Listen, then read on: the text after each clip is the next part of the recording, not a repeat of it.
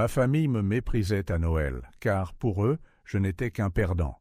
Ils ne se doutaient guère que j'étais secrètement devenu milliardaire et que je finançais les études des enfants de mon frère. J'ai acquiescé en silence et coupé toute aide. Maintenant, il est aux abois. Le ronronnement fatigué d'un moteur brisa le silence glacial de la veille de Noël. Une Peugeot 208 de 2012, à la peinture passée et au pare-choc cabossé, captait la lueur des lumières de fête en s'arrêtant devant la maison familiale des Laurent à Bordeaux. Jacques coupa le contact et resta assis, observant les décorations excessives qui recouvraient la maison où il avait grandi. Des lumières clignotaient frénétiquement. Des rennes en plastique paissaient sur une pelouse couverte de neige artificielle, et un Père Noël gonflable géant saluait mécaniquement.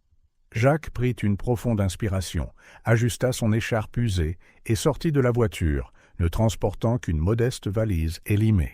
Alors qu'il marchait sur le trottoir, ses bottes usées laissaient des empreintes dans la couche de neige fraîche.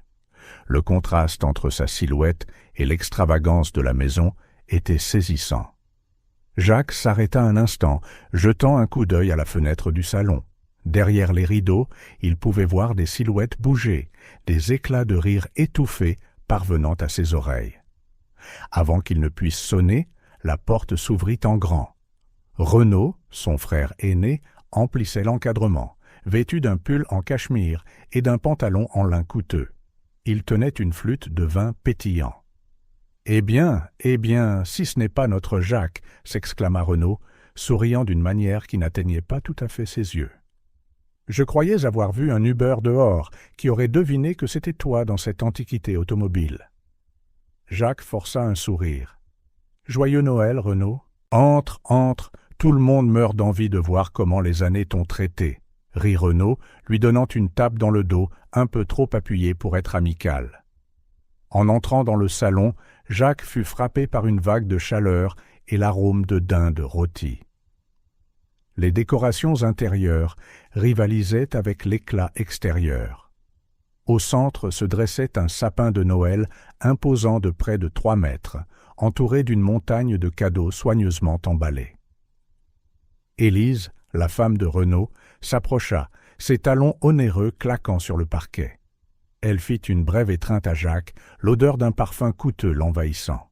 « Jacques, mon cher, quelle surprise de te voir ici !» Ses yeux balayèrent les vêtements simples de Jacques, s'attardant sur la pièce à peine visible à son coude. Avant que Jacques ne puisse répondre, 2 tourbillons d'énergie le percutèrent. Amélie et Mathieu, sa nièce et son neveu de 12 et 10 ans, le serrèrent dans leurs bras avec un enthousiasme sincère. « Tonton Jacques, tu es vraiment venu !» cria Amélie, les yeux brillants d'excitation. Mathieu tira sur la manche de Jacques. « Tu as ramené des cadeaux de l'étranger ? Comment c'est là-bas ?» Jacques sourit pour la première fois depuis son arrivée, une partie de la tension le quittant. « Salut vous deux, vous avez tellement grandi ? Et bien sûr que j'ai ramené des cadeaux, mais c'est un secret pour l'instant, d'accord ?» Renaud se racla la gorge, attirant l'attention. « Les enfants, laissez un peu d'espace à votre oncle. Je suis sûr qu'il est fatigué de son long voyage. En bus, je suppose ?» À contre-cœur, les enfants reculèrent, regardant Jacques avec une admiration qui contrastait vivement avec les expressions des adultes dans la pièce. Sophie, la matriarche de la famille, s'approcha enfin, ses yeux balayant Jacques de la tête aux pieds, révélant un mélange de déception et d'autre chose, de la culpabilité peut-être. « Jacques, dit-elle, sa voix soigneusement contrôlée, « je suis contente que tu aies pu venir cette année. J'espère que ce n'était pas trop dérangeant pour toi. » Jacques déglutit difficilement. « Rendre visite à sa famille n'est jamais dérangeant, maman. » Sophie hocha la tête, raide. « Eh bien, mets tes affaires dans ton ancienne chambre. Nous n'avons rien changé à l'étage. Nous avons pensé que tu aimerais que ça reste familier. » Alors que Jacques se dirigeait vers les escaliers, il entendit Élise chuchoter à Renaud. « Il a l'air si... pareil. Je pensais qu'après toutes ces années à l'étranger, il aurait au moins... » Sa voix s'éteignit alors qu'elle remarquait que Jacques regardait depuis le palier. Jacques s'arrêta devant une rangée de photos de famille. Il n'était sur aucune des plus récentes. Son regard se fixa sur une vieille photo de deux garçons souriants, les bras l'un autour de l'autre. Jacques toucha légèrement la vitre, un sourire triste se formant sur ses lèvres. Soudain, son téléphone vibra. Jacques le sortit de sa poche, jetant un coup d'œil autour de lui pour s'assurer qu'il était seul. L'écran affichait une notification. « Monsieur Laurent, l'acquisition de Technofutur est finalisée.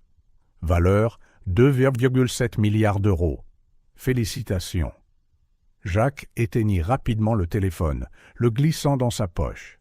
Il prit une profonde inspiration, redressa sa posture et redescendit, prêt à affronter sa famille. Dans le salon, la conversation s'arrêta brusquement à sa réapparition. Renaud leva sa flûte. « Eh bien, maintenant que la famille est au complet, portons un toast à nos diverses réussites. » Des rires nerveux emplirent la pièce, des regards de pitié et de mépris dirigés vers Jacques. Il accepta un verre qu'on lui offrait, le visage impassible. Tandis que tout le monde buvait, les yeux de Jacques brillaient d'un secret que personne dans cette pièce ne pouvait deviner.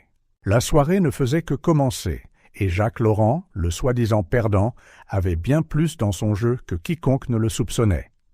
Sophie commença à servir le dîner, l'odeur de la dinde rôtie emplissant l'air. Les conversations reprirent, mais Jacques sentait les regards furtifs dans sa direction, les mots soigneusement choisis que les gens utilisaient en lui parlant. Élise, en particulier, semblait incapable de contenir son mélange de curiosité et de dédain. « Alors, Jacques, raconte-nous ta vie à... Où habites-tu déjà ?»« Genève, » répondit calmement Jacques, coupant un morceau de dinde. « Ah oui, Genève, » continua Élise, sa voix dégoulinant de douceur. « Ça doit être intéressant.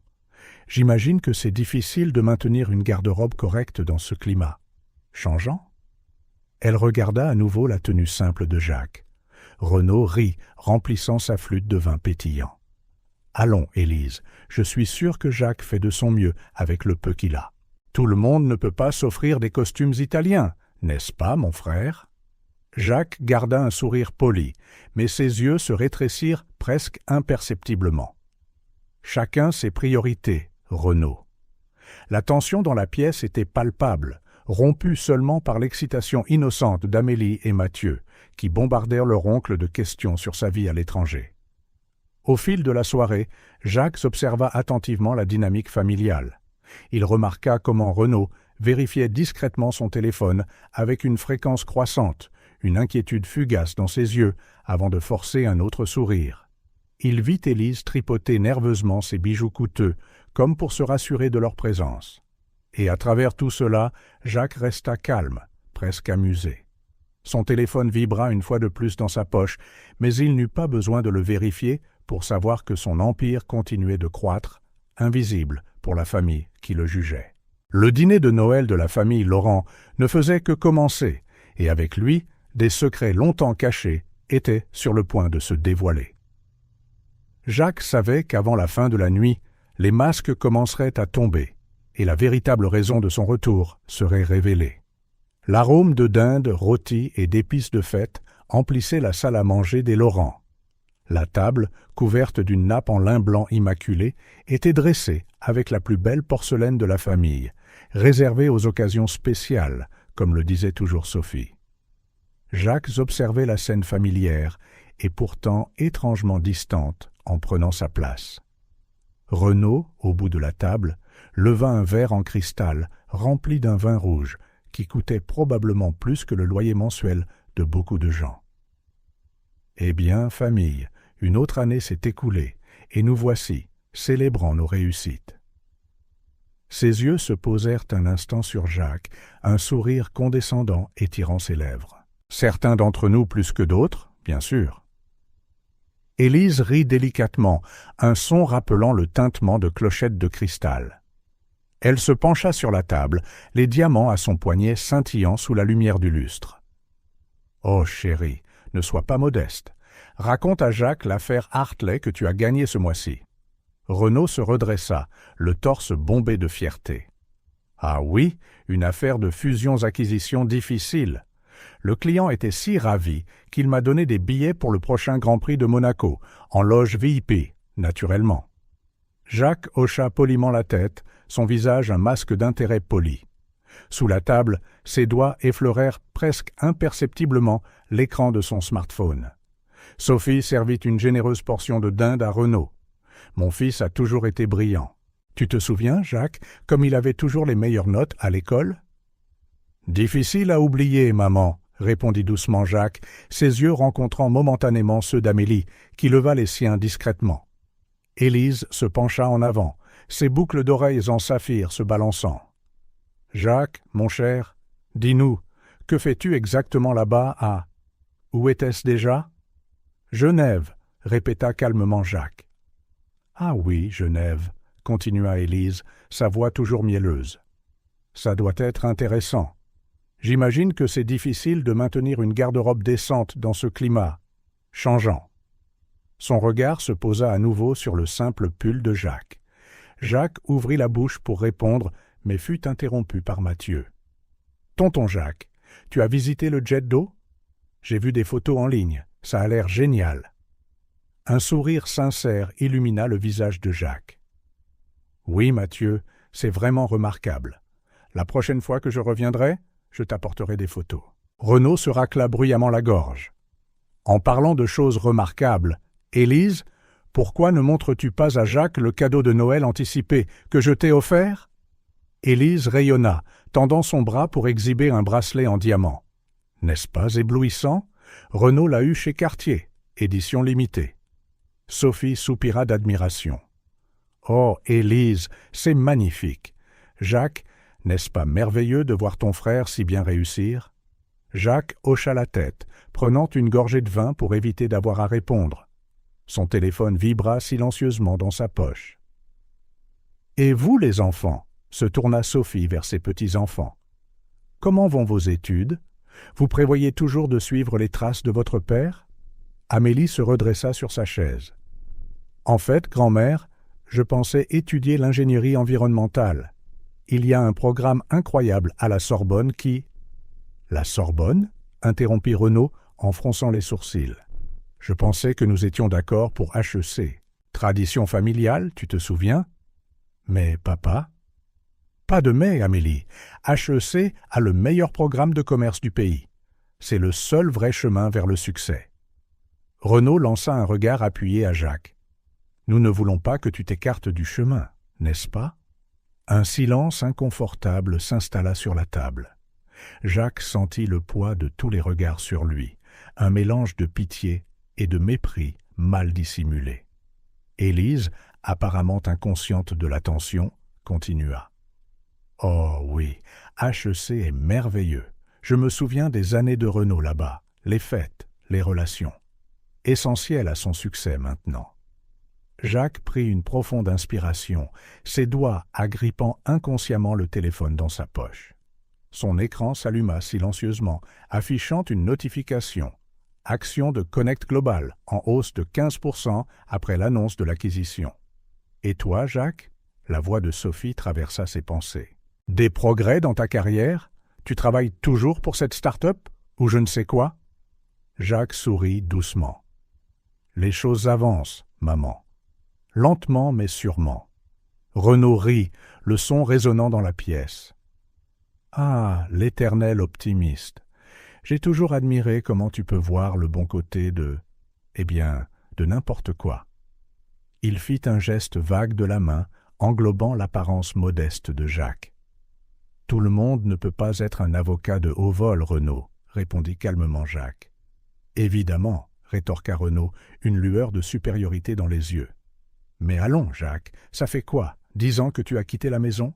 Tu aurais sûrement pu trouver un succès notable maintenant. » Jacques soutint le regard de son frère, le visage impassible. « Le succès est relatif, Renaud. Il ne se mesure pas toujours selon des normes conventionnelles. » Élise rit, fort et forcé. « Oh, Jacques, toujours le philosophe. Mais tu sais, mon cher, un peu d'ambition n'a jamais fait de mal à personne. Regarde Renaud, par exemple. Travail acharné, dévouement.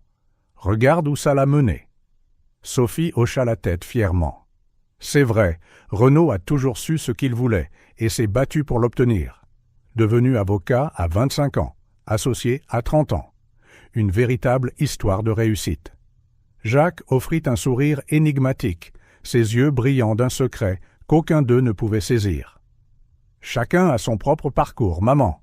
Le mien, eh bien, disons qu'il est toujours en train de se dérouler. Renaud ricana, remplissant son verre de vin. Eh bien, j'espère que ce parcours t'emmènera quelque part un jour, mon frère.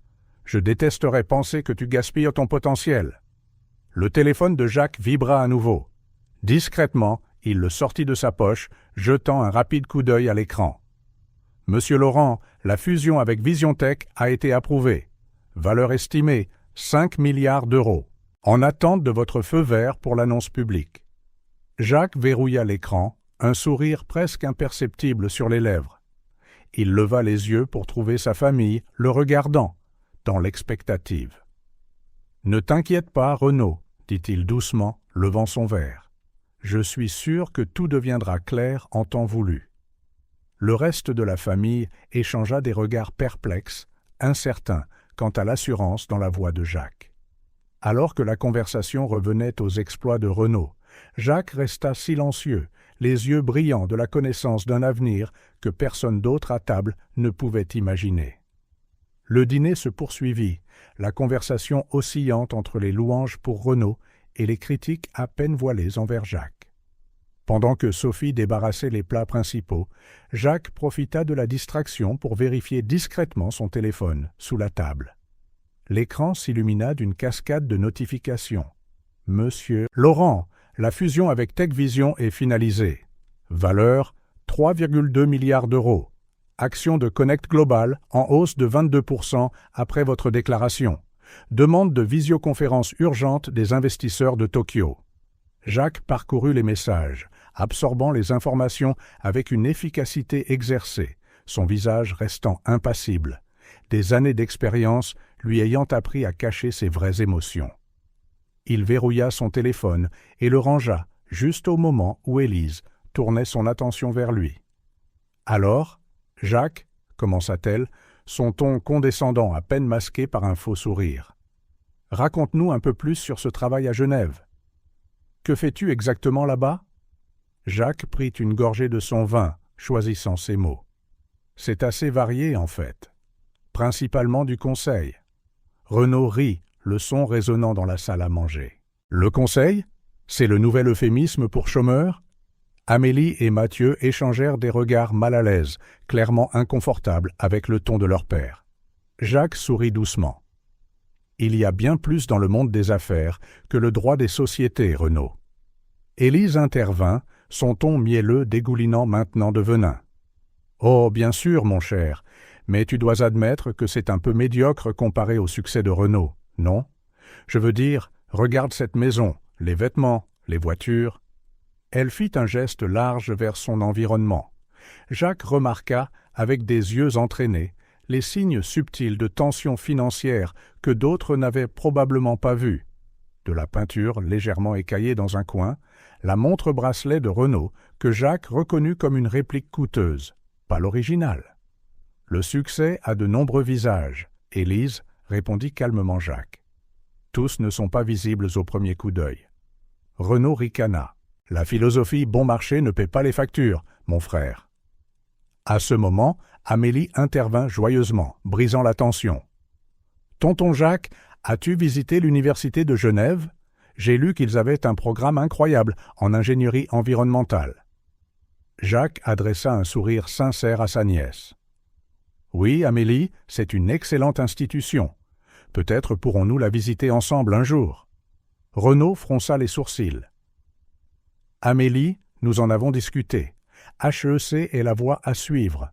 Les frais de scolarité sont peut-être élevés, mais ça vaut chaque centime pour ton avenir. » Mathieu, sentant l'ambiance changer, ajouta « Papa, as-tu vu combien coûte le logement à HEC ?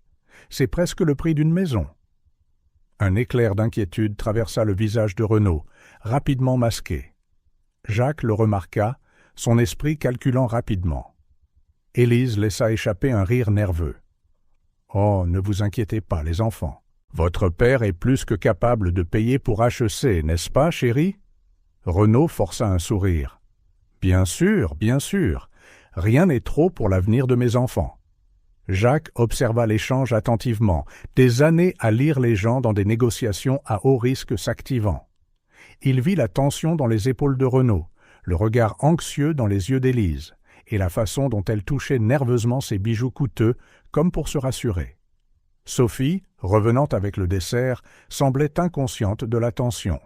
« Jacques, mon cher, te souviens-tu de cette fondation qui aidait les étudiants défavorisés? Celle que tu avais mentionnée il y a quelques années ?» Jacques hocha lentement la tête. « Oui, maman. La Fondation Horizon. » « Pourquoi ?» Sophie soupira. « Oh, rien d'important. Je pensais juste à quel point ce serait bien si des organisations comme ça existaient encore pour aider les familles traversant des difficultés passagères. » Renaud toussa, l'air mal à l'aise. « Ah là, maman, nous n'avons pas besoin de charité. Nous allons parfaitement bien. » Jacques pencha la tête, intrigué. « Des difficultés passagères, maman? Y a-t-il quelque chose que je devrais savoir ?» Élise intervint rapidement. « Oh, ne sois pas idiot, Jacques. Ta mère ne fait que rêvasser tout haut. Après tout, regarde-nous. Succès, amour, luxe, des enfants dans les meilleures universités. Que pourrions-nous vouloir de plus ?» Mais Jacques vit à travers sa façade. Le sourire forcé, la façon dont Renaud évitait son regard, l'allusion que Sophie semblait vouloir en dire plus, mais ne pouvait pas. Son téléphone vibra à nouveau. Discrètement, il vérifia le message. Transfert anonyme à la Fondation Horizon complété. Montant 5 millions d'euros. Destination Fonds éducatifs. Laurent. Jacques esquissa un léger sourire en rangeant le téléphone. L'ironie ne lui échappait pas. Ici, il maintenait une humble façade tout en finançant secrètement les espoirs et les ambitions de sa famille. « Eh bien, dit Jacques, brisant le silence qui s'était installé. Peut-être que tout succès n'a pas besoin d'être annoncé au monde entier. Parfois, les plus grandes réalisations sont celles que nous gardons pour nous-mêmes. » Renaud leva les yeux au ciel. « Toujours le philosophe, n'est-ce pas, mon frère? Mais la philosophie n'achète pas de voiture de sport ou de maison de vacances. » Jacques haussa les épaules, son visage une image de calme. « Peut-être pas, mais elle peut acheter la tranquillité d'esprit. Et ça, Renaud, c'est quelque chose qu'aucune somme d'argent ne peut garantir. » La pièce tomba dans le silence pendant un instant, la tension palpable.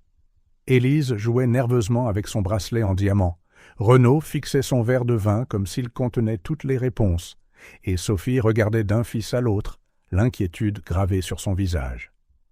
Jacques observa tout cela, son esprit travaillant. Il savait que sous les masques du succès et du bonheur, sa famille luttait.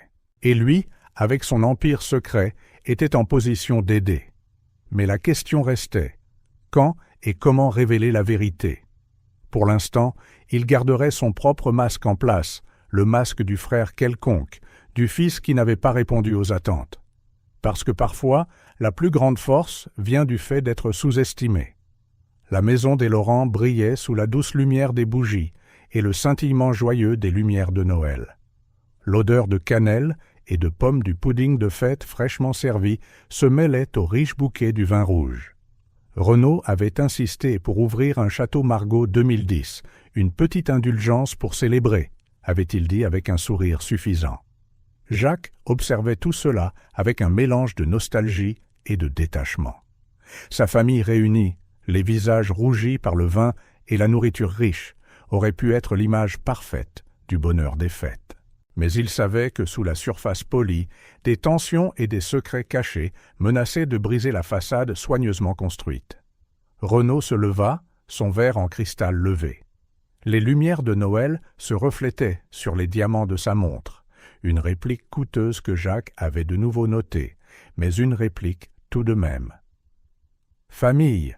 commença Renaud, la voix pleine de cette confiance particulière qui frisait l'arrogance. Une autre année s'est écoulée, et nous voici, célébrant nos succès et notre unité. Son regard parcourut la table, s'attardant momentanément sur chaque visage avant de se fixer finalement sur Jacques, un sourire qui n'atteignait pas ses yeux, se répandant sur ses lèvres. Cette année a été particulièrement importante pour moi. L'affaire Hartley, que beaucoup jugeaient impossible à gagner, a été un triomphe qui a cimenté ma position au cabinet. Il fit une pause dramatique. Et bien sûr, je ne peux pas oublier la promotion qui a suivi immédiatement après. Associé junior à 35 ans, un record dans l'histoire du cabinet. Élise applaudit légèrement, son sourire aussi brillant que les bijoux autour de son cou. Sophie hocha la tête avec une fierté maternelle, tandis qu'Amélie et Mathieu échangèrent des regards ennuyés, ayant entendu cette histoire d'innombrables fois au cours des dernières semaines. Mais, continua Renaud, son ton changeant subtilement, les vraies victoires ne sont pas seulement professionnelles, elles sont personnelles, elles concernent la famille. Il se tourna complètement vers Jacques, levant son verre dans sa direction. C'est pourquoi j'aimerais porter un toast spécial ce soir. Jacques sentit tous les regards pivoter vers lui. Il garda son visage neutre, des années de négociations à haut risque lui ayant appris à ne pas trahir ses émotions. « À Jacques, déclara Renaud, la voix chargée d'une fausse sincérité. Mon jeune frère, qui nous honore de sa présence après. Combien d'années, Jacques? 5, 6, 8, répondit calmement Jacques. 8 ans, s'exclama Renaud, comme surpris. 8 ans à vivre ton aventure à l'étranger. 8 ans de conseils et de découverte de soi. Les guillemets étaient presque audibles dans son ton. Élise laissa échapper un petit gloussement, le déguisant rapidement en une toux. Sophie semblait mal à l'aise, mais ne dit rien. À Jacques, poursuivit Renaud, qui n'a jamais laissé l'échec entamer son optimisme, qui continue de poursuivre ses rêves, peu importe combien de fois il lui échappe, qui nous rappelle, par sa présence, que tout le monde ne peut pas être un gagnant, et que ce n'est pas grave. Le sourire de Renaud était acéré comme un rasoir. À Jacques, l'éternel perdant de la famille. Puisse sa persistance face à l'échec nous inspirer à chérir nos propres accomplissements. Renaud leva son verre, s'attendant à ce que les autres fassent de même. Élise fut la première à lever le sien, suivie par Sophie, qui semblait partagée entre l'inconfort et la loyauté envers son fils aîné. Amélie et Mathieu hésitèrent, jetant des regards d'excuses à leur oncle. Jacques observa la scène un instant, le visage impassible. Puis, lentement, il leva son propre verre. « Merci, Renaud, dit-il, la voix stable et claire. C'est toujours éclairant de voir comment tu définis le succès. » Quelque chose dans le ton de Jacques fit vaciller le sourire de Renaud pendant une fraction de seconde. « À la famille, continua Jacques, laissant son regard balayer la table, et aux nombreuses formes de victoire qui ne sont pas toujours évidentes au premier coup d'œil. Il prit une gorgée de son vin, maintenant le contact visuel avec Renaud par-dessus le bord de son verre. Un instant, le silence régna, rompu seulement par le tintement du cristal. Ce fut Sophie qui brisa finalement le silence. « Eh bien, qui voudrait un café? Ou peut-être un peu de cognac avec le pudding ?» Alors que Sophie se levait pour chercher les boissons, Renaud attrapa la carafe à vin pour se resservir. Ce faisant, son coude heurta son porte-documents en cuir appuyé contre la chaise. Il bascula, éparpillant quelques papiers sur le sol. « Mince !» marmonna Renaud, se penchant rapidement pour ramasser les documents. En parfait gentleman, Jacques se déplaça pour l'aider. « Laisse-moi te donner un coup de main, mon frère. » Alors que les deux frères se penchèrent pour récupérer les papiers, les yeux entraînés de Jacques captèrent des bribes d'informations. Avis final, paiement en retard, hypothèque en péril. Renaud arracha les papiers des mains de Jacques avec plus de force que nécessaire. « J'ai compris, » dit-il sèchement, les fourrant dans le porte-documents. Jacques se releva lentement, son visage ne trahissant rien de ce qu'il avait vu. Mais son esprit s'activa déjà, connectant les points. De retour à table, Élise jeta un regard inquiet à Renaud. « Tout va bien, chérie? C'était quoi, ces papiers ?» Renaud força un sourire. « Rien d'important, ma chérie. Juste quelques documents que j'ai ramenés du cabinet pour les examiner. » Jacques remarqua la tension dans la voix de son frère, la façon dont ses doigts serraient son verre de vin plus fort que nécessaire. L'histoire de succès brillante de Renaud commençait à se fissurer, et Jacques savait que ce n'était qu'une question de temps avant que toute la vérité n'éclate. L'horloge du grand-père indiquait 3h17 du matin lorsque Jacques se leva enfin du lit. La maison était presque oppressante de silence, rompue seulement par le craquement occasionnel du vieux bois. Il se glissa dans le couloir, ses pas silencieux, des années à évoluer dans des situations d'entreprise sous haute pression, lui ayant appris l'art de la discrétion. Sa destination, le bureau de Renaud, en bas. La porte céda facilement à son contact. Renaud n'avait jamais été trop préoccupé par la sécurité dans sa propre maison. Jacques entra doucement, refermant la porte derrière lui. La pâle lueur de la lune filtrait à travers les stores, projetant des ombres allongées sur les meubles en acajou et les étagères de livres de droit. Il alluma la petite lampe de bureau, son regard expérimenté saisissant immédiatement des détails révélateurs. Des piles d'enveloppes non ouvertes, une bouteille de whisky à moitié vide, cachée derrière une rangée de livres, un chéquier avec plusieurs pages hâtivement arrachées. S'asseyant dans le fauteuil en cuir de Renaud, Jacques sentit l'ironie du moment. Combien de fois dans leur jeunesse Renaud l'avait-il réprimandé pour avoir envahi son espace personnel? Méthodiquement, Jacques commença à passer au crible les papiers éparpillés. Ses yeux, formés à la finance, discernèrent bientôt un schéma alarmant.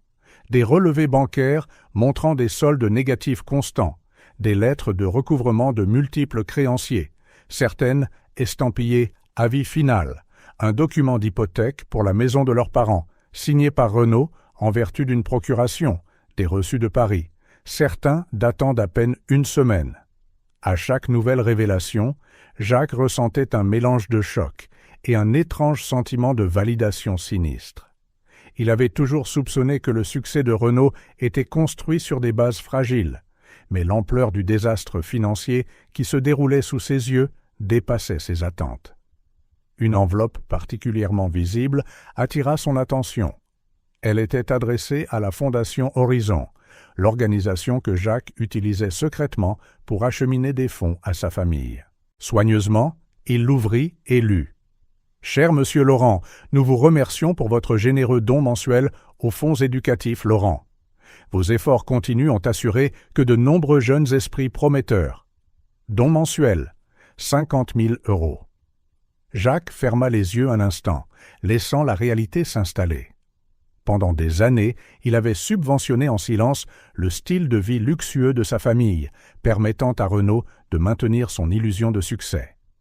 Poursuivant son enquête, Jacques trouva d'autres preuves déconcertantes.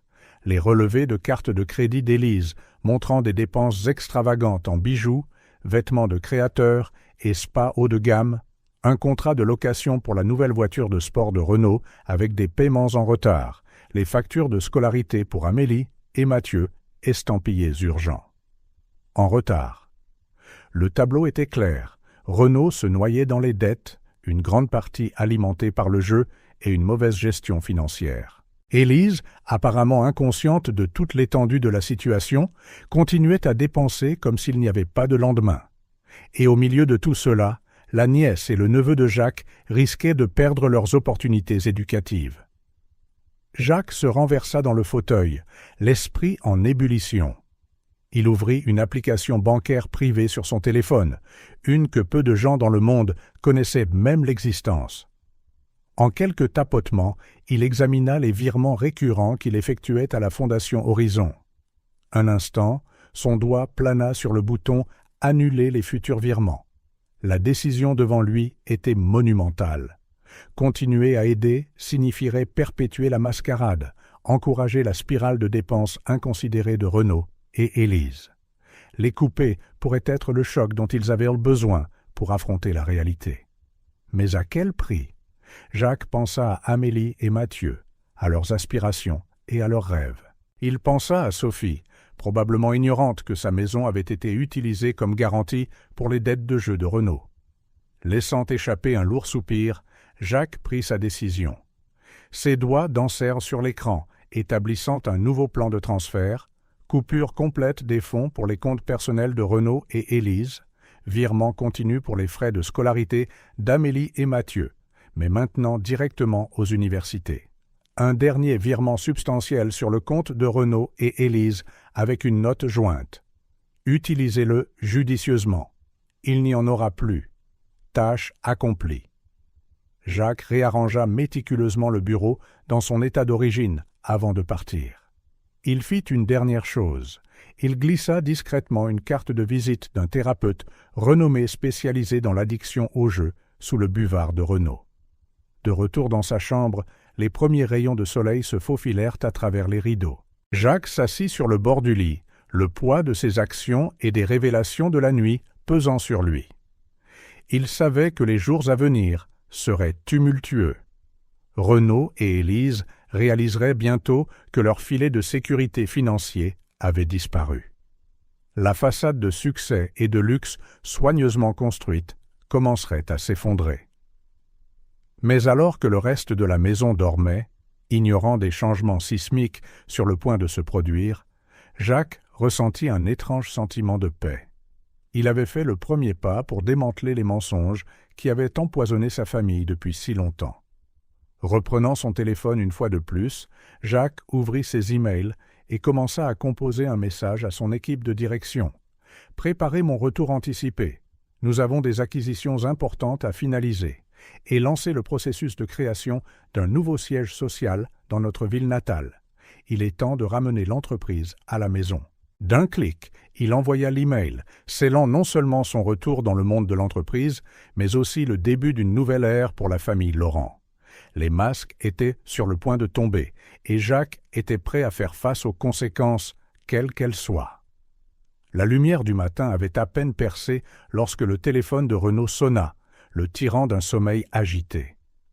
Il tâtonna pour trouver l'appareil, le visage encore enfoncé dans l'oreiller. « Allô ?» Sa voix était rauque de confusion. « Monsieur Laurent ? Ici la Banque nationale. Nous avons une affaire urgente concernant votre compte. » Renaud se redressa brusquement, une sueur froide se formant sur son front. « Oui, bien sûr. De quoi s'agit-il ? » « Monsieur, nous avons essayé de traiter votre dépôt mensuel habituel, mais il a été refusé.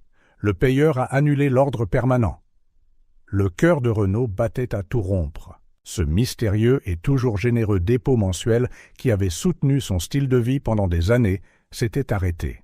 « Il doit y avoir une erreur, » balbutia-t-il. « Pouvez-vous vérifier à nouveau ? » « Je suis désolé, monsieur, mais l'ordre a bien été annulé. » De plus, nous voyons plusieurs factures prêtes à être débitées automatiquement dans les prochains jours, y compris votre hypothèque.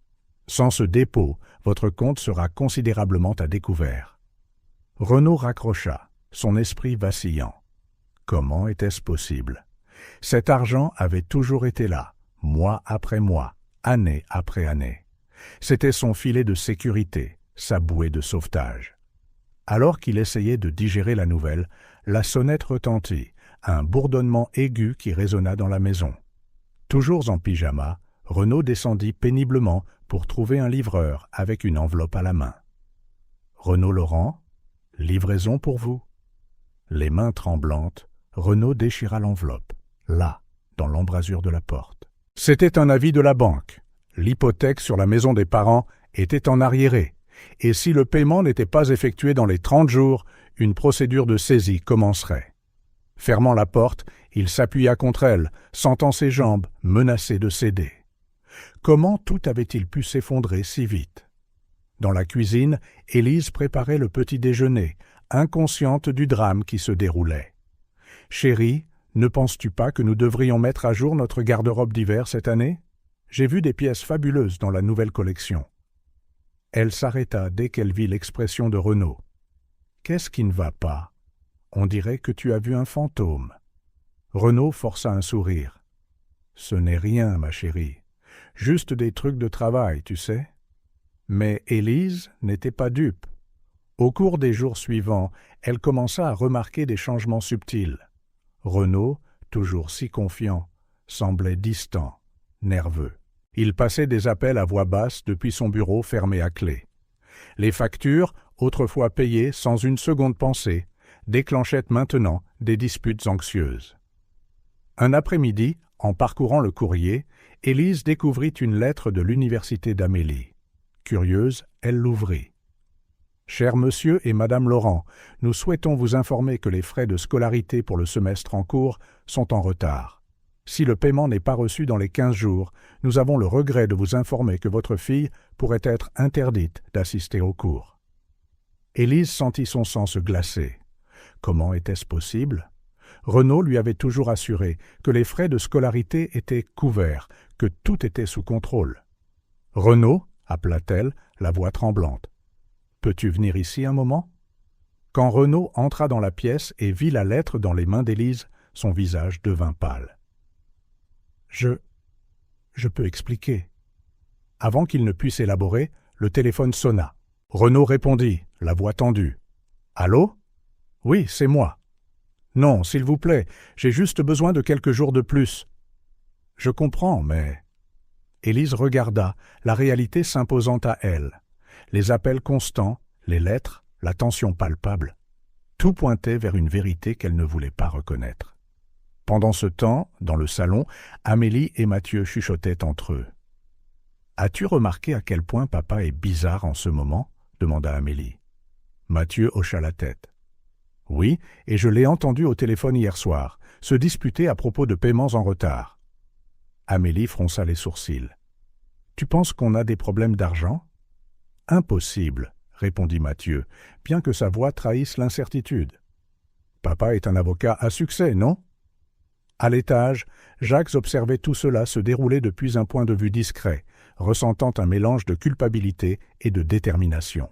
Il savait que ses actions avaient déclenché cette crise, mais il croyait aussi que c'était nécessaire. La vérité devait faire surface pour que la famille puisse guérir. Ce soir-là, pendant le dîner, la tension était à couper au couteau. Renaud touchait à peine sa nourriture, les yeux rivés sur son téléphone. Élise lui jetait des regards anxieux, essayant de maintenir une conversation légère avec les enfants. « Alors les enfants, comment s'est passée l'école aujourd'hui ?» demanda-t-elle, la voix faussement enjouée. Amélie et Mathieu échangèrent des regards. Commença Amélie, hésitante. En fait, il y a eu un problème avec ma carte à la cafétéria aujourd'hui. Ils ont dit qu'elle avait été refusée. Renaud faillit renverser son verre. Je m'en occuperai demain, ma chérie. Ne t'inquiète pas. Élise se racla la gorge. Renaud, peut-être devrions-nous reporter nos projets de vacances cette année, tu sais, avec toutes les dépenses universitaires et... Non, interrompit Renaud, la voix sèche. Tout le monde à table sursauta. Il expira lourdement, reprenant le contrôle. Je veux dire, il n'y a pas besoin. Tout est sous contrôle. Jacques, qui avait observé en silence, prit enfin la parole. « Tu es sûr, Renaud ? On dirait que quelque chose te tracasse. » Renaud lança un regard noir à Jacques. « Je vais parfaitement bien, Jacques. Tout le monde n'a pas à s'inquiéter de l'argent comme toi. » La remarque resta en suspens dans l'air, chargée d'une ironie que seul Jacques comprenait vraiment. Après le dîner, alors que tout le monde se dispersait, Jacques entendit Renaud de nouveau au téléphone, sa voix un murmure désespéré. « S'il vous plaît, monsieur Chen, j'ai juste besoin d'une semaine de plus. Je suis sûr que je peux trouver l'argent. »« Non, ne parlez à personne des paris, je vous en supplie. » Jacques ferma les yeux, le poids de sa décision pesant sur lui. La chute de Renaud ne faisait que commencer, et il savait que les choses empireraient avant de s'améliorer. Cette nuit-là, alors que la maison tombait enfin dans le silence, Jacques réfléchit à la route à venir. La façade de succès et de prospérité de la famille. Laurent s'effilochait rapidement. Bientôt, tous les masques tomberaient, révélant la vérité dans toute sa dureté. Il prit son téléphone, tapant un message à son assistant. « Organisez une conférence de presse pour la semaine prochaine. Il est temps que le monde apprenne qui est vraiment Jacques Laurent. » Avec un soupir, il appuya sur « Envoyer ». Le prochain acte de ce drame familial était sur le point de commencer, et Jacques savait que ce serait le plus difficile à ce jour. Le samedi matin se leva, gris et froid, comme si le ciel lui-même reflétait l'humeur dans la maison des Laurent. La sonnerie stridente de la porte brisa le calme, faisant sursauter Renaud de son fauteuil, dans le bureau, où il avait passé une nuit blanche, enfoui dans des papiers et des calculs désespérés. Hésitant, il se dirigea vers la porte. Quand il l'ouvrit, il fut accueilli par deux hommes en costume, leurs expressions sérieuses et inflexibles. « Monsieur Renaud Laurent ?» demanda le plus grand des deux. Renaud déglutit. « Oui, c'est moi. Nous sommes des représentants de Global Finance. Nous sommes ici pour discuter de vos prêts en souffrance et des options de paiement immédiat. » Le visage de Renaud devint cendré.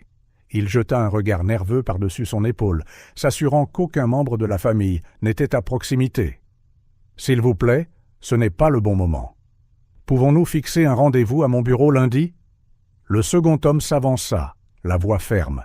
« Je suis désolé, monsieur Laurent, mais cette situation ne peut pas attendre. Vos prêts sont gravement en retard et nous devons discuter de mesures immédiates. » Juste à ce moment, Élise apparut dans le couloir, attirée par les voix. « Renaud, qui sont ces gens ?» Les yeux de Renaud passèrent d'Élise au collecteur, la panique montant. « Rien d'important, chérie. Juste des collègues du travail. » Élise fronça les sourcils, son intuition lui disant que quelque chose n'allait pas. « Des collègues, un samedi matin ?» Avant que Renaud ne puisse trouver une autre excuse, le collecteur le plus grand s'adressa à Élise. « Madame, je suis monsieur Silver de Global Finance. Nous sommes ici pour discuter des prêts en souffrance de votre mari et des conséquences juridiques potentielles. » Le silence qui suivit fut assourdissant. Élise fixa Renaud, le choc et l'incrédulité gravés sur son visage. « Des prêts ? Quels prêts, Renaud ?» Renaud ouvrit la bouche pour répondre, mais les mots lui manquèrent. À cet instant, toute la façade de succès et de stabilité qu'il avait construite au fil des ans commença à s'effondrer. Élise, reprenant contenance, se tourna vers les collecteurs. « S'il vous plaît, entrez. Je pense que nous avons beaucoup de choses à discuter. » Les heures qui suivirent furent un tourbillon de révélations douloureuses. Assis dans le salon, Renaud fut contraint d'admettre l'étendue de ses dettes, ses paris ratés et les prêts désespérés qu'il avait contractés pour maintenir les apparences. Élise, oscillant entre la colère et l'incrédulité, parcourait les documents que les collecteurs avaient apportés. « Comment as-tu pu, Renaud ? Comment as-tu pu me mentir, à notre famille, pendant si longtemps ?» À l'étage, Amélie et Mathieu, attirés par les voix inconnues, se glissèrent en haut des escaliers, captant des bribes de la conversation. Université en danger. Hypothèque en retard. Possible faillite. Amélie sentit son cœur se serrer. « Mathieu, je pense qu'on a de gros problèmes. » Mathieu hocha la tête, son expression sombre. « Et l'université ?» Pendant ce temps, dans le salon, Renaud passait des appels frénétiques, suppliant d'anciens contacts de l'aider, de lui donner plus de temps, n'importe quoi pour éviter le désastre imminent. « Carlos, s'il te plaît, tu dois m'aider. J'ai juste besoin d'un mois de plus. »« Non, je ne peux pas aller à la banque. Ils ont déjà coupé ma ligne de crédit. S'il te plaît, souviens-toi du bon vieux temps. » Mais une par une, les portes se fermèrent. Des années d'arrogance et de ponts brûlés revenaient le hanter, laissant Renaud sans allié à l'heure du besoin. Sophie, attirée par l'agitation, entra dans la pièce, ses yeux s'écarquillant devant la scène. Élise sanglotant doucement dans un coin, Renaud hurlant au téléphone, et deux étrangers en costume examinant des piles de documents sur la table basse. « Qu'est-ce qui se passe ici ?» demanda-t-elle, la voix tremblante. Élise leva des yeux remplis de larmes. « Oh, Sophie, nous sommes ruinés. Renaud, il… » Sophie chancela, s'appuyant contre le mur pour se soutenir. La réalité de la situation la frappa comme un coup de poing à l'estomac. La maison qu'elle et son défunt mari avaient construite avec amour et sacrifice, l'avenir de ses petits-enfants, tout était en jeu. Jacques, qui avait observé de loin, s'avança enfin. « Peut-être, dit-il doucement, est-il temps d'envisager des changements drastiques. » Tous les yeux se tournèrent vers lui. Quel genre de changement ? Demanda Renaud, la voix rauque d'avoir supplié au téléphone. Jacques prit une profonde inspiration. Vendre certains actifs. La maison de vacances, par exemple. Les voitures de luxe. Les bijoux. Élise laissa échapper un sanglot étouffé, ses mains se portant instinctivement au collier de diamants autour de son cou, un cadeau d'anniversaire de Renaud l'année précédente. « Non, protesta Renaud, il doit y avoir un autre moyen. Je peux arranger ça. J'arrange toujours les choses. » Mais pour la première fois, personne dans la pièce ne le crut. Dans les jours qui suivirent, la dure réalité de la situation s'abattit sur la famille Laurent comme un nuage sombre. La maison, autrefois débordante de rires et d'ostentation, était maintenant silencieuse, alourdie par les mensonges exposés et les décisions difficiles à venir. Élise, les yeux rouges d'avoir pleuré, passait des heures au téléphone, annulant des cartes de crédit, décommandant des engagements sociaux et, le plus douloureusement, mettant en vente des objets. Oui, la bague en émeraude et la parure en saphir aussi. Combien ? Non, ce n'est pas possible, ça vaut bien plus.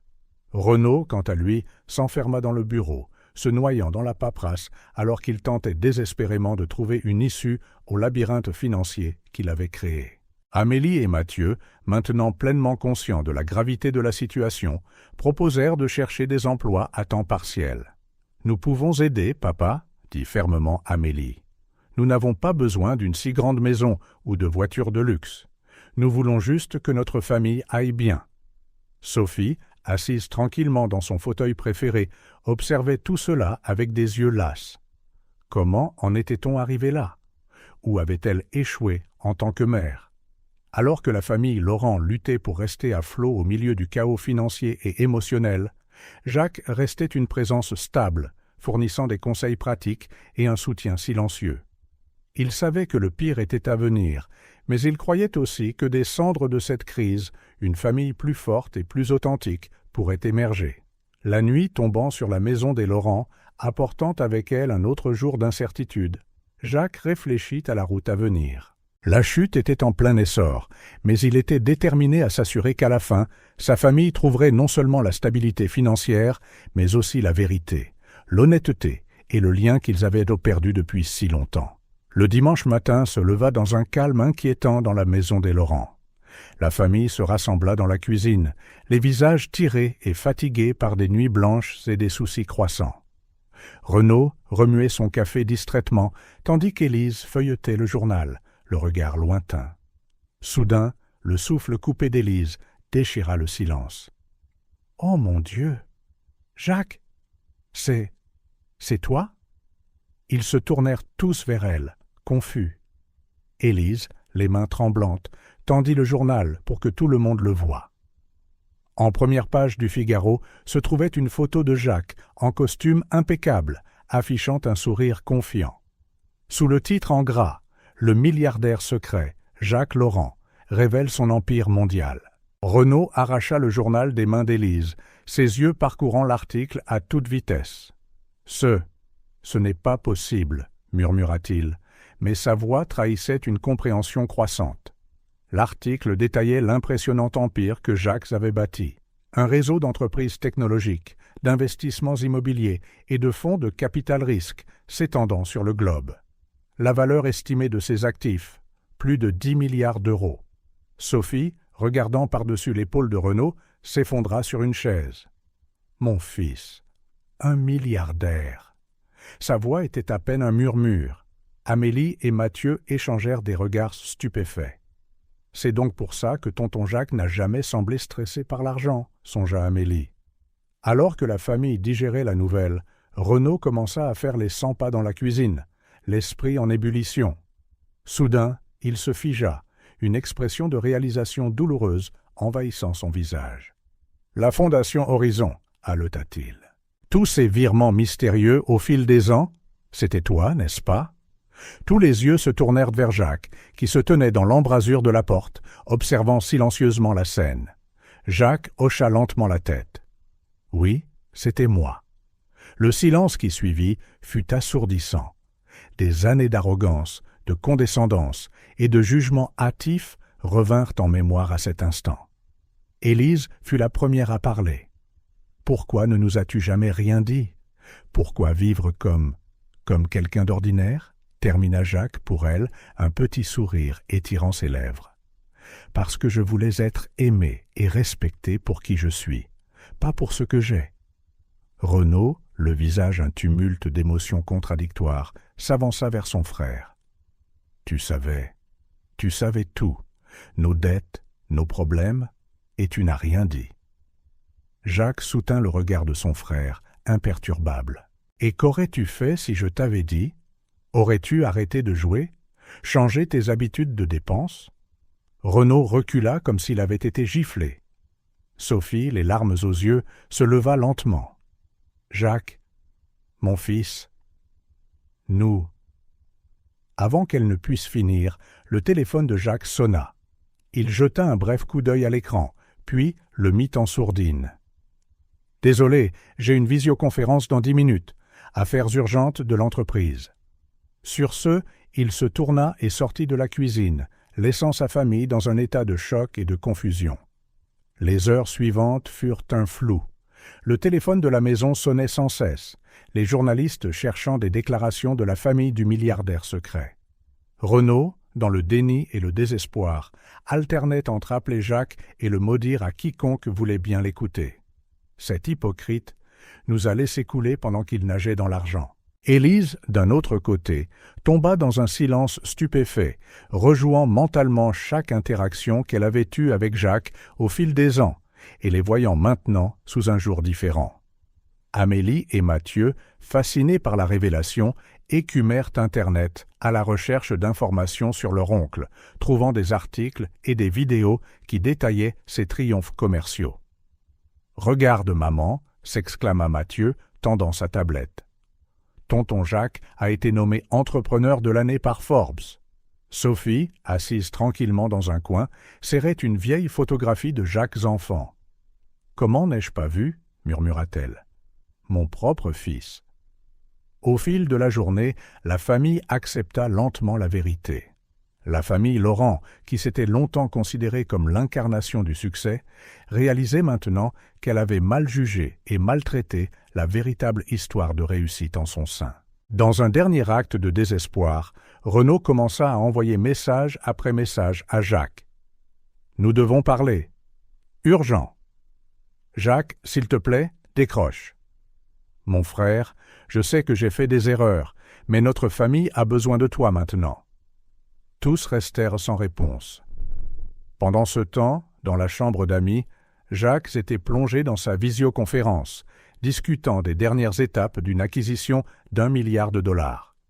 Il pouvait entendre l'agitation en bas, les éclats occasionnels de Renaud, les sanglots étouffés d'Élise, mais il maintenait un comportement calme et professionnel en naviguant dans l'affaire complexe. Quand il termina enfin l'appel, Jacques s'accorda un moment de réflexion. Il savait que la révélation secourait la famille jusqu'à ses fondations, mais même lui était surpris par l'ampleur de leur réaction. Une partie de lui voulait descendre, offrir des explications, du réconfort et des solutions. Mais une autre partie, celle qui avait été rabaissée et négligée pendant tant d'années, voulait qu'ils ressentent tout le poids de leurs actions et de leurs suppositions passées. Son téléphone vibra à nouveau.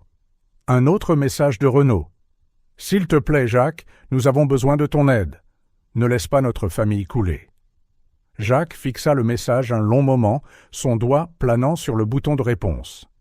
Finalement, avec un soupir, il verrouilla le téléphone sans répondre. La vérité était sortie maintenant. Le prochain mouvement leur appartenait. Jacques savait que les jours à venir seraient cruciaux, non seulement pour l'avenir financier de la famille, mais pour le tissu même de leur relation. Alors que le soleil commençait à se coucher, projetant de longues ombres à travers la maison, Jacques se prépara pour une autre nuit de silence auto-imposée.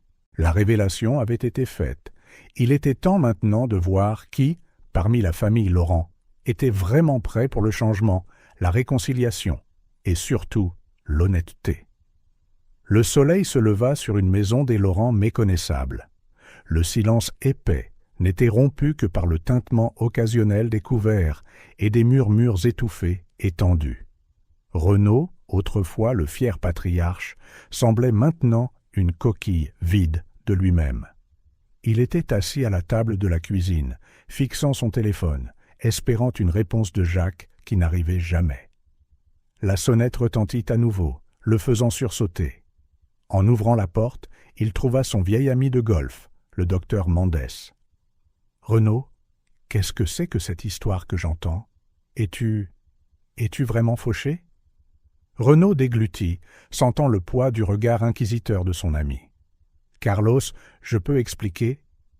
Mais avant qu'il ne puisse continuer, le docteur Mandès le coupa. « Écoute, Renaud, je pense qu'il vaut mieux annuler notre partie ce week-end. Et peut-être que tu ne devrais pas te montrer au club pendant un moment. Tu comprends, n'est-ce pas? Les gens parlent. » Et la porte se referma, laissant Renaud stupéfait. En quelques jours, le cercle social qu'il avait construit pendant des décennies s'effondrait.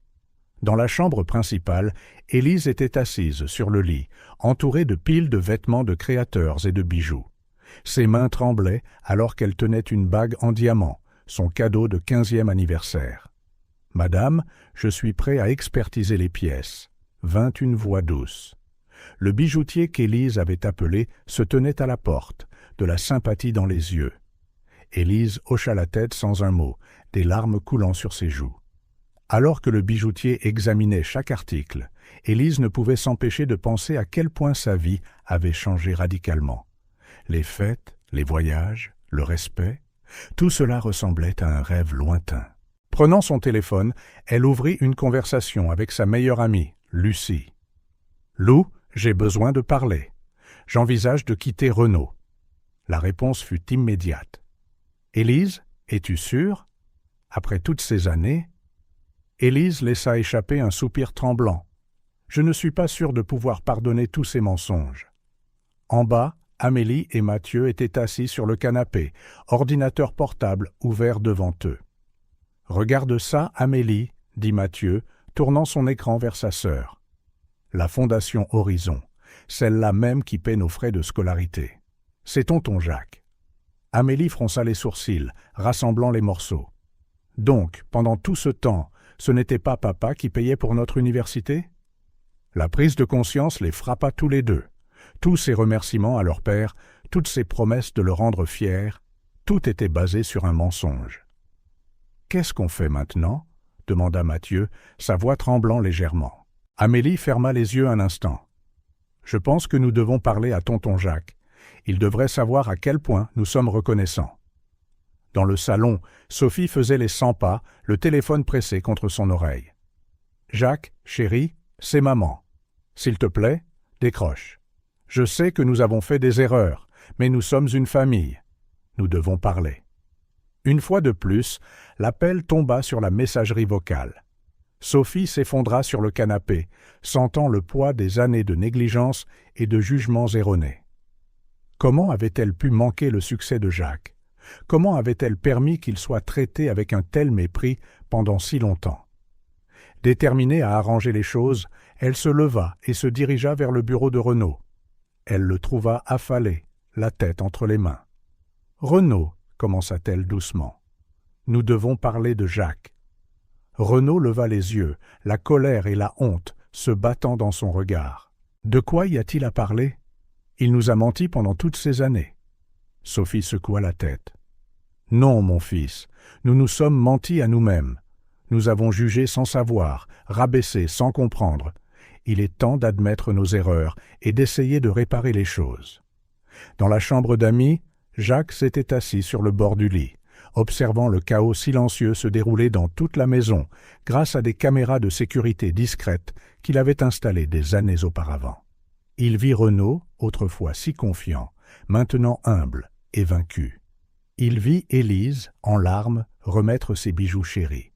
Il vit sa nièce et son neveu, absorbés par des recherches en ligne, découvrant la vérité sur leur oncle soi-disant raté.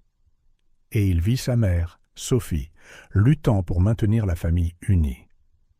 Une partie de lui voulait descendre, serrer sa mère dans ses bras, rassurer sa nièce et son neveu, même offrir à Renaud et Élise un mot de réconfort. Mais il savait que ce n'était pas encore le moment. La famille Laurent devait faire face aux conséquences d'années d'arrogance et de mauvais choix. Son téléphone vibra avec un nouveau message. C'était de son assistant personnel. « Monsieur Laurent, les médias réclament une déclaration officielle sur votre famille. Comment devons-nous procéder ?» Jacques réfléchit brièvement avant de répondre. « Pas de commentaires pour l'instant. Tenez tout le monde à l'écart de la propriété. Renforcez la sécurité si nécessaire. » Reportant son attention sur la tablette, Jacques vit Amélie et Mathieu s'approcher de sa chambre. On frappa doucement. « Tonton Jacques ?» La voix d'Amélie était hésitante. « Pouvons-nous parler ?» Jacques prit une profonde inspiration, réfléchissant. Finalement, il se leva et ouvrit la porte. Sa nièce et son neveu le regardèrent, les yeux grands ouverts, d'un mélange d'admiration et de confusion. « Tonton, » commença Mathieu, « nous voulions te dire merci. » « Pour tout, pour l'université, tout ça. » Amélie hocha la tête, les larmes menaçant de couler. « Pourquoi ne nous as-tu jamais rien dit ?» Jacques sourit doucement, posant une main sur chacune de leurs épaules.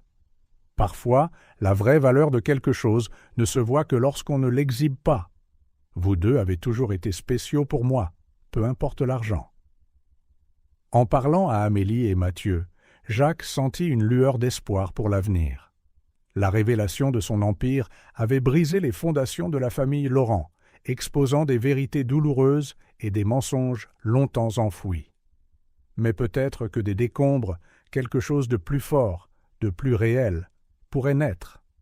La route à venir serait difficile. Il y aurait plus de larmes, plus de confrontations, plus de vérités inconfortables à affronter. Mais Jacques était déterminé à guider sa famille à travers la tempête, même si, pour l'instant, il devait le faire depuis les coulisses. Alors que la journée touchait à sa fin, la maison des Laurent tomba dans un silence pensif. Chaque membre de la famille, dans son propre coin, luttait avec ses batailles intérieures. Les conséquences d'années d'orgueil et de déni ne faisaient que commencer à se manifester, et le véritable test de leur caractère et de leurs liens familiaux ne faisait que commencer. Dans ce calme, Jacques décida de rester patient. Le moment de la divulgation complète viendrait assez tôt, et il avait l'intention de s'assurer que lorsque la poussière retomberait, la famille Laurent aurait non seulement retrouvé son équilibre, mais aussi les uns les autres d'une manière qu'ils n'avaient jamais connue auparavant. Le cabinet d'avocats Dupont & Laurent, autrefois symbole du prestige et du succès de Renault, ressemblait maintenant plus à un mausolée pour ses ambitions brisées. Il ajusta sa cravate, ignorant le fait que c'était la même qu'il portait depuis 3 jours, et força un sourire à sa secrétaire. « Bonjour, Marcha. » Des messages ? Marcha hésita, ses yeux vacillant de pitié et d'inconfort. « Monsieur Laurent, Monsieur Dupont aimerait vous voir dans son bureau immédiatement. » Le cœur de Renaud se serra, mais il bomba le torse en se dirigeant vers le bureau de l'associé principal. À l'intérieur, il fut accueilli par des regards solennels de Monsieur Dupont et de 2 autres associés. « Renaud, » commença gravement Monsieur Dupont, « compte tenu des récentes révélations sur votre situation financière et des rumeurs qui circulent, nous pensons qu'il est préférable que vous preniez un congé prolongé. »« Mais mes dossiers, mes clients » balbutia Renaud, sentant le sol se dérober sous ses pieds. « Ils ont été réattribués, Renaud. Comprenez bien, nous ne pouvons pas risquer la réputation du cabinet. » Sortant du bâtiment, une boîte d'effets personnelle à la main, Renaud luttait pour garder son sang-froid. Son téléphone sonna. C'était la banque. « Monsieur Laurent, je suis au regret de vous informer que, suite à vos paiements en retard, nous devons entamer la procédure de saisie de votre véhicule. » Renaud mit fin à l'appel, un rire amer lui échappant. Sa voiture de luxe autrefois prisée était en train d'être reprise. Il regarda dans la rue, se demandant comment il allait même rentrer chez lui, alors qu'il n'en aurait bientôt peut-être plus. À la résidence des Laurent, Élise était assise à la table de la cuisine, des papiers étalés devant elle. Lucinda, son amie avocate, expliquait la procédure de divorce. « Élise, es-tu sûre de ça ? Je sais que les temps sont durs, mais… » Élise leva la main, coupant son amie. « Lou, ce n'est pas seulement une question d'argent. Ce sont des années de mensonges, de vie dans une façade. Je ne peux plus le faire. Ses mains tremblaient alors qu'elle signait les premiers papiers. Chaque signature semblait sceller non seulement la fin de son mariage, mais aussi de la vie en laquelle elle avait autrefois cru. À l'étage, Amélie et Mathieu se tenaient hésitants devant la porte de Jacques. Après avoir échangé des regards nerveux, Amélie frappa enfin. « Tonton Jacques, pouvons-nous parler ?» La porte s'ouvrit pour révéler Jacques, dont les yeux contenaient un mélange de curiosité et d'affection. « Bien sûr, entrez. » Ils entrèrent, s'asseyant maladroitement sur le bord du lit. Mathieu fut le premier à parler. « Tonton, nous voulions te remercier. Pour tout. Pour l'université, pour nous avoir soutenus. » Amélie hocha la tête. « Et pour nous excuser de la façon dont nous t'avons traité toutes ces années, d'avoir cru ce que papa disait. » Jacques sentit une boule dans sa gorge. Malgré tout, ces deux-là avaient toujours occupé une place spéciale dans son cœur. Il s'agenouilla devant eux, tenant une main de chacun. « Amélie, Mathieu, vous n'avez rien à vous excuser. Vous étiez des enfants, influencés par ce que vous voyiez et entendiez. Ce qui compte, c'est le présent et l'avenir que vous choisissez de façonner. » Des larmes coulèrent sur le visage d'Amélie. Mais qu'est-ce qui va se passer maintenant? Avec tout ce qui se passe, notre université, notre avenir? Jacques offrit un sourire doux. « Ne vous inquiétez pas pour ça. Votre éducation et vos rêves sont en sécurité. Ils l'ont toujours été. » « Vraiment ?» Les yeux de Mathieu, embués, se jetèrent impulsivement dans les bras de son oncle. Amélie se joignit à lui, et pendant un instant, les trois se serrèrent l'un contre l'autre, liés par un lien qui transcendait l'argent ou même le sang. Pendant ce temps, en bas, Sophie regardait par la fenêtre, attendant le retour de Renaud. Son cœur était lourd de regrets et d'inquiétude. Comment les choses avaient-elles pu si mal tourner? Comment, en tant que mère, avait-elle manqué de voir le succès d'un fils et le désespoir de l'autre? Finalement, elle vit Renaud arriver dans l'allée, à pied, l'air complètement abattu. Quand il entra, Sophie le serra dans ses bras, le sentant trembler contre elle. « Oh, Renaud !» murmura-t-elle. « Qu'avons-nous fait ?» Renaud, pour la première fois depuis des années, se permit de pleurer dans les bras de sa mère. « Maman, j'ai tout gâché, mon mariage, ma carrière, notre famille. » Sophie le guida vers le canapé. « Il n'est jamais trop tard pour réparer les choses, mon fils. Mais d'abord, nous avons besoin d'honnêteté, envers nous-mêmes et envers Jacques. » Renaud hocha lentement la tête, des années d'orgueil et d'arrogance commençant enfin à s'effriter. Dans le bureau, Élise finissait de signer les papiers, juste au moment où elle entendit la porte d'entrée. Échangeant un regard avec Lucinda, elle prit une profonde inspiration et sortit pour affronter Renaud. Les deux se firent face dans le couloir, des années d'amour, de mensonges et de ressentiments suspendus entre eux. « C'est fini, n'est-ce pas ?» demanda Renaud, la voix rauque. Élise hocha la tête, des larmes coulant silencieusement sur ses joues. « Je suis désolé, Renaud, mais je ne peux plus vivre comme ça. » À ce moment, Jacques descendit les escaliers, Amélie et Mathieu le suivant. La famille Laurent, ou ce qu'il en restait, se retrouva réunie dans le hall, chacun portant le fardeau de ses propres choix et regrets. Sophie fut la première à prendre la parole.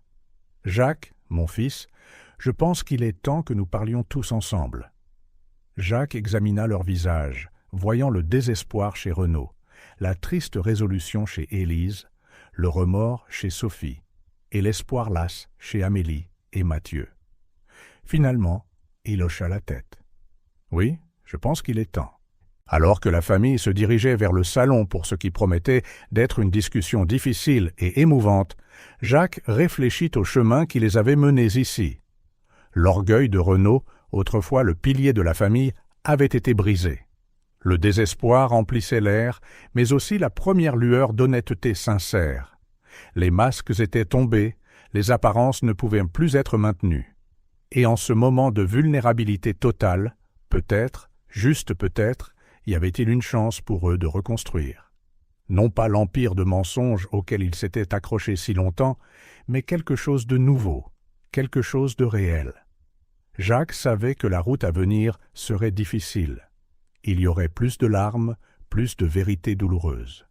Mais alors qu'il s'asseyait avec sa famille, prêt à écouter et à être entendu, il sentit une vague d'espoir. L'orgueil avait mené la famille Laurent au bord du gouffre, mais peut-être que l'humilité pourrait être leur premier pas vers la rédemption. Le grenier de la maison des Laurent avait toujours été un dépôt de souvenirs, un endroit où le passé prenait la poussière dans des boîtes et des malles oubliés. Sophie monta les escaliers qui craquaient, une lampe de poche à la main, déterminée à trier les affaires de la famille avant que les circonstances ne les forcent à quitter la maison. L'air était lourd, chargé de poussière et de secrets. Sophie passa ses doigts sur de vieux albums photos, des trophées scolaires et des jouets longtemps délaissés. Chaque objet racontait une histoire, ravivait un souvenir. Elle sourit tristement en ramassant un petit avion en bois que Jacques avait construit enfant. Puis son regard tomba sur une boîte nichée dans le coin le plus sombre du grenier. Intriguée, elle la traîna plus près. La boîte était scellée avec du ruban adhésif jauni par le temps, étiqueté « Document RL ». Soigneusement, Sophie ouvrit la boîte. Au-dessus se trouvait un dossier marqué « Projet Phénix ». Elle fronça les sourcils, se souvenant vaguement que Jacques avait mentionné ce nom des années auparavant, lorsqu'il lançait sa première entreprise sérieuse. En soulevant la couverture, le cœur de Sophie se serra. À l'intérieur se trouvaient des contrats, des emails imprimés et des notes manuscrites, tous détaillant un plan élaboré pour saboter l'entreprise de Jacques. Les mains tremblantes, elle commença à lire. Plan pour discréditer le projet Phénix, répandre des rumeurs d'instabilité financière, contacter les investisseurs clés et semer le doute, manipuler les données financières pour les faire paraître insolvables. L'écriture était indubitablement celle de Renaud. Sophie se sentit mal. Comment son fils aîné avait-il pu faire quelque chose d'aussi cruel à son propre frère? Elle continua à fouiller dans les documents, chaque révélation plus choquante que la précédente. Il y avait des emails entre Renaud et un comptable véreux, expliquant comment falsifier les rapports financiers pour faire passer le projet Phénix pour un échec imminent. Des contrats avec des consultants engagés pour répandre des rumeurs négatives sur le marché. Même un plan détaillé pour saboter une présentation cruciale que Jacques devait faire à des investisseurs potentiels. Les larmes montèrent aux yeux de Sophie. Elle se souvint de cette époque, du désespoir de Jacques lorsque son rêve s'était effondré. Du réconfort de Renaud, offrant à Jacques un poste subalterne dans son cabinet d'avocat, une offre que Jacques avait refusée avant de partir à l'étranger. Au fond de la boîte, Sophie trouva quelque chose qui lui coupa le souffle. Une lettre de Jacques à Renaud, datée de quelques jours seulement avant l'effondrement du projet Phénix. Cher Renaud, je sais que nous avons toujours eu des visions différentes du succès, mais je voulais que tu saches à quel point ton soutien compte pour moi en ce moment crucial. Le projet Phénix est plus qu'une entreprise, c'est mon rêve de changer le monde pour le mieux. Je suis nerveux pour la présentation aux investisseurs de la semaine prochaine, mais savoir que tu me soutiens me donne confiance. Tu as toujours été mon modèle, mon grand frère qui réussit tout ce qu'il entreprend. J'espère un jour te rendre aussi fier que je le suis de toi. Avec gratitude, Jacques. Sophie laissa la lettre tomber de ses mains, sanglotant ouvertement maintenant. La trahison de Renaud n'était pas seulement un sabotage professionnel, c'était une trahison profonde de la confiance et de l'amour fraternel de Jacques. Elle resta là pendant des heures, lisant et relisant les documents, essayant de comprendre l'ampleur de la cruauté de Renaud. Comment n'avait-elle rien remarqué? Comment avait-elle laissé un fils faire quelque chose d'aussi terrible à l'autre? Alors que le soleil commençait à se coucher, projetant de longues ombres à travers la petite fenêtre du grenier, Sophie prit une décision. Elle ne pouvait pas garder ce secret. Jacques méritait de savoir, peu importe à quel point la vérité serait douloureuse. Les jambes tremblantes, elle descendit les escaliers, la boîte dans ses bras. Elle trouva Jacques dans la bibliothèque, travaillant sur son ordinateur portable. « Mon fils, dit-elle, la voix rauque d'avoir pleuré.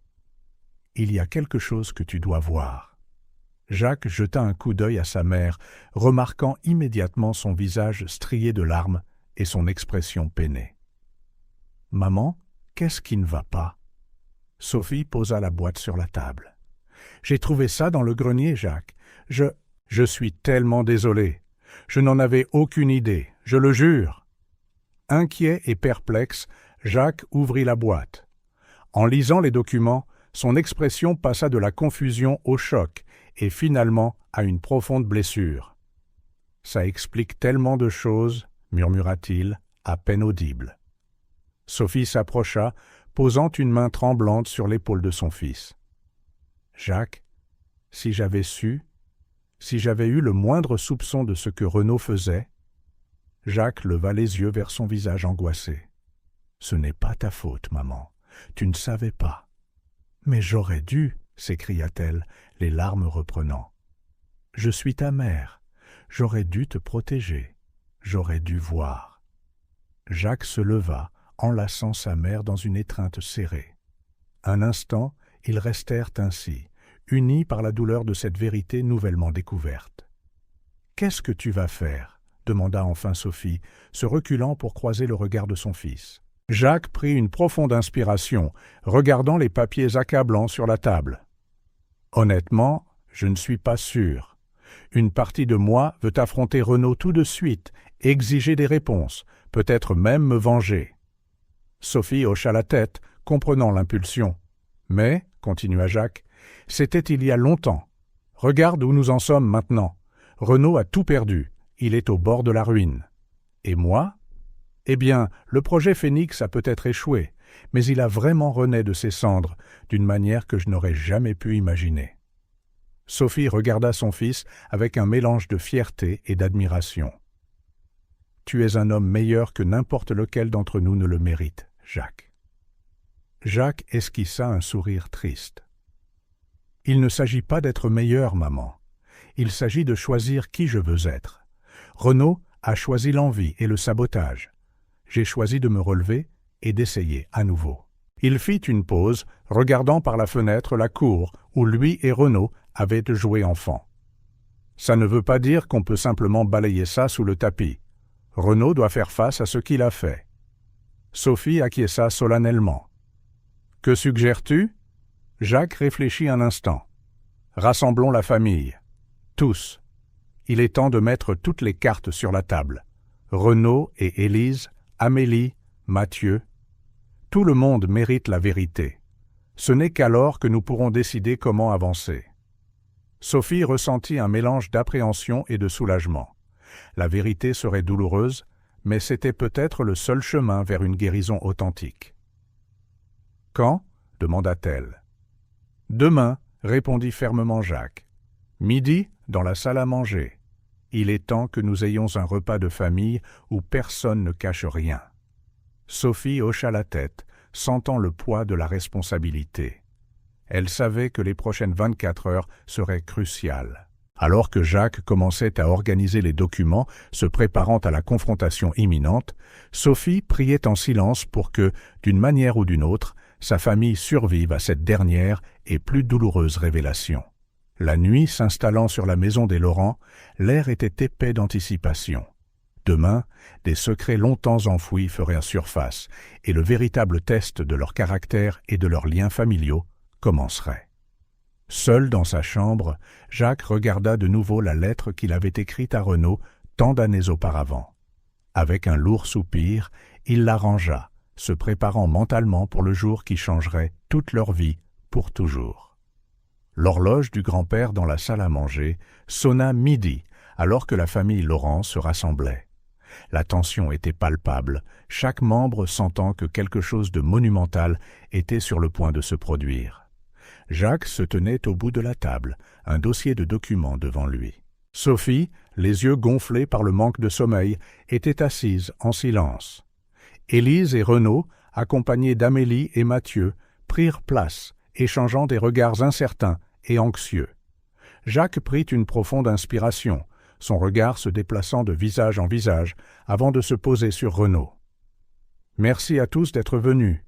Il y a quelque chose dont nous devons discuter, quelque chose qui nous affecte tous. » Renaud se tortilla mal à l'aise sur sa chaise. « Jacques, si c'est une question d'argent, je jure que je te rembourserai chaque centime. »« Il ne s'agit pas d'argent, Renaud, » interrompit Jacques, sa voix calme mais ferme.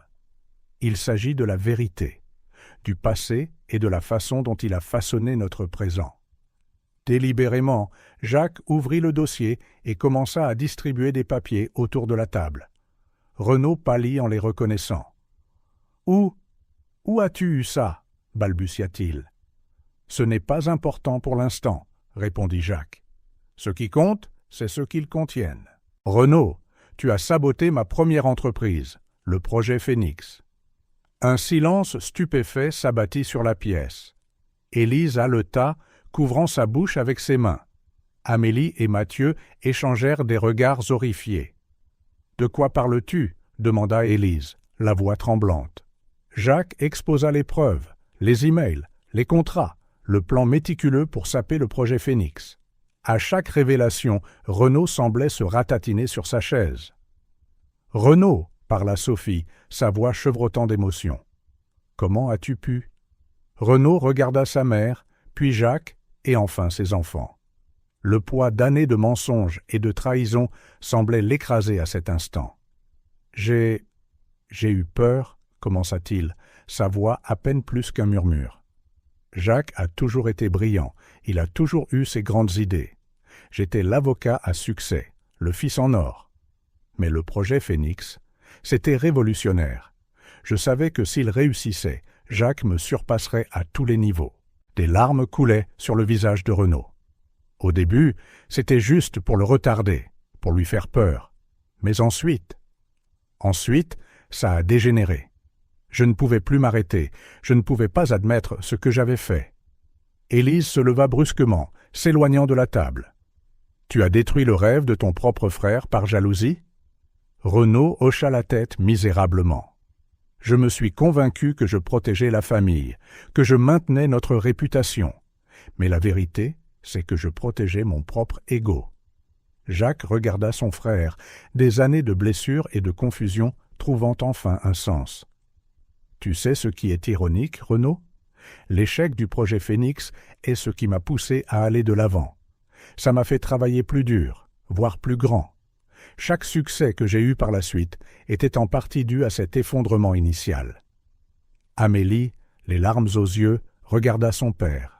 « Comment as-tu pu faire ça, papa ? Tonton Jacques a toujours été si bon avec nous. » La voix de Mathieu tremblait de déception. « Tu nous as toujours parlé d'intégrité, de faire ce qui est juste. Tout ça n'était qu'un mensonge ?» Renaud enfouit son visage dans ses mains, sanglotant ouvertement. « Non, ce n'était pas tout un mensonge. J'ai perdu mon chemin. J'ai laissé l'envie et la peur me consumer. Chaque année qui passait, il devenait plus difficile d'admettre la vérité. » Sophie s'approcha de Renaud, posant une main sur son épaule. « Mon fils, ce que tu as fait était terrible. Mais nous sommes ici maintenant. La vérité est sortie. Ce qui compte, c'est ce que tu fais à partir de maintenant. » Renaud leva les yeux, rempli de regrets et de honte. « Jacques, je suis désolé. Plus que les mots ne peuvent le dire. Je sais que je ne mérite pas ton pardon, mais... » Jacques leva une main, le faisant taire. « Renaud, pendant des années, je me suis demandé ce qui n'allait pas. J'ai remis en question mes compétences, mon jugement. Apprendre la vérité fait profondément mal. » Il fit une pause, regardant autour de la table. « Mais ça apporte aussi de la clarté. Je comprends maintenant pourquoi tu as toujours été si critique envers moi, pourquoi tu as constamment essayé de me rabaisser. C'était de la culpabilité. » Renaud hocha la tête, incapable de croiser le regard de son frère. « Je ne peux pas dire que je te pardonne, » continua Jacques. « Pas encore.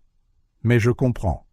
Et je crois que les gens peuvent changer, peuvent se racheter. » Élise, qui était restée silencieuse, demanda enfin « Jacques, qu'est-ce que cela signifie pour tout, notre situation actuelle ?» Jacques inspira profondément. Ça signifie que nous avons un choix.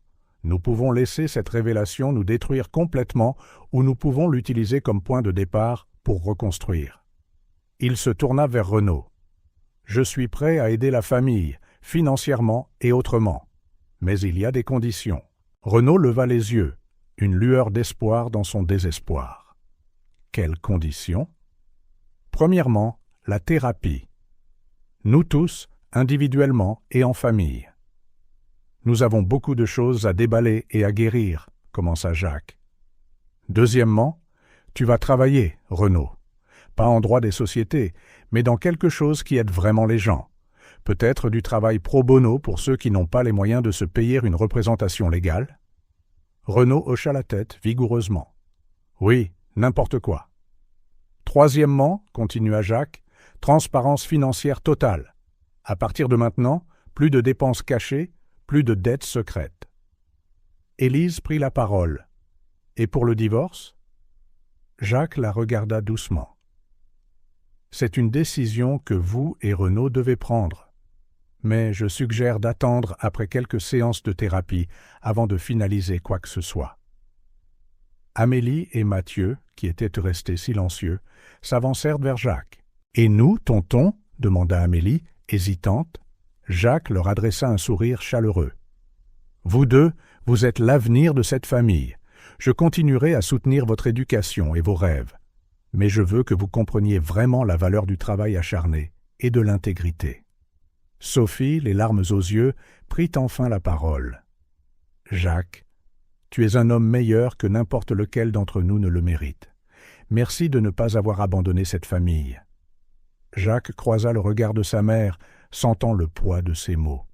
« La famille, c'est la famille, maman, peu importe à quel point c'est compliqué. » Se tournant vers le groupe, Jacques conclut. « La route à venir ne sera pas facile. Il y aura des jours difficiles, des conversations douloureuses. Mais si nous sommes tous engagés, je crois que nous pouvons non seulement survivre à ça, mais devenir plus forts grâce à ça. » Renaud se leva, tremblant. « Je ferai n'importe quoi, Jacques. N'importe quoi pour essayer de réparer ce que j'ai fait. » Jacques hocha la tête, tendant la main à son frère. Ce n'était pas une étreinte, du moins pas encore, mais c'était un début. Alors commençons maintenant, un jour à la fois. Alors que la famille Laurent commençait à digérer les secrets mis à nu, un sentiment de catharsis emplit l'air. Les mensonges étaient exposés, les masques retirés. Le chemin à parcourir serait rude, mais pour la première fois depuis des années, il y avait une chance réelle de guérison et de réconciliation.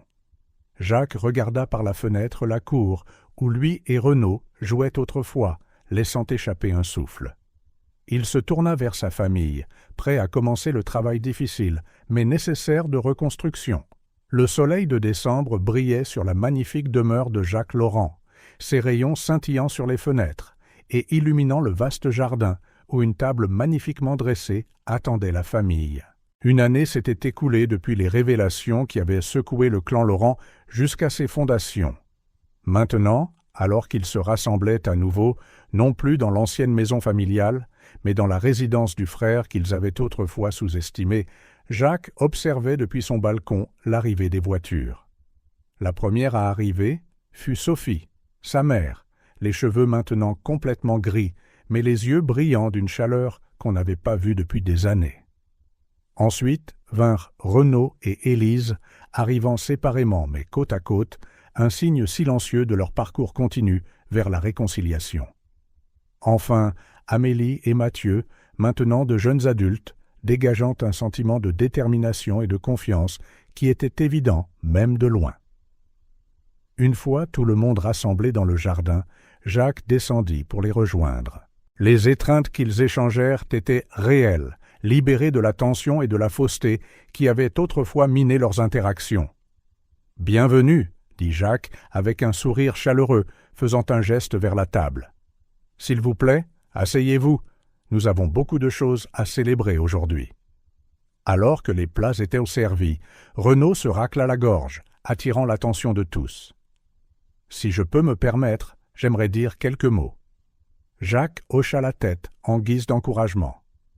L'année écoulée a été transformatrice, commença Renaud, la voix pleine d'émotion.